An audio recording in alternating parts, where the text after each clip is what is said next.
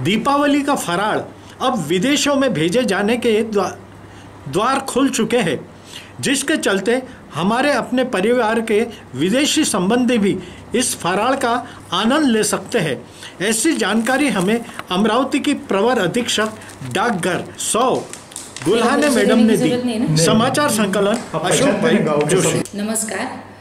भारतीय डाक विभाग जो आहे तो आपल्या सर्वांपर्यंत ज्या आपलं कम्युनिकेशनचं साधन म्हणून ओळखला जातो, तर भारतात याच्या सेवा उपलब्ध आहेतच, तसंच इतर देशात सुद्धा भारतीय डाक विभागाद्वारे आपली सेवा दिली जाते। यामध्ये इंटरनॅशनल मेल या सदराखाली हा जो प्रोडक्ट आहे याच्या अंतर्गत आपण वेगवेगळे जे आपलं काही पार्सल किंवा डॉक्युमेंट्स हे आपण पाठवू शकतो।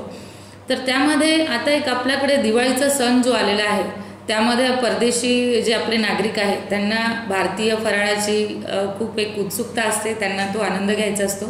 तर यासाठी भारतीय डाक विभागाद्वारे आपण इंटरनॅशनल मेल या सदराखाली आपण तो फराळ आपण आपल्या जे तिथले परदेशात जे आपले नागरिक आहेत त्यांना पाठवू शकतो आणि तेही त्याचा आनंद घेऊ शकतात। आणि यामध्ये कमी दरात ही सुविधा इथे उपलब्ध आहे, तर आपण सगळ्यांनी या सुविधेचा लाभ घ्यावा असं माझं सगळ्यांना आपल्याला आवाहन आहे।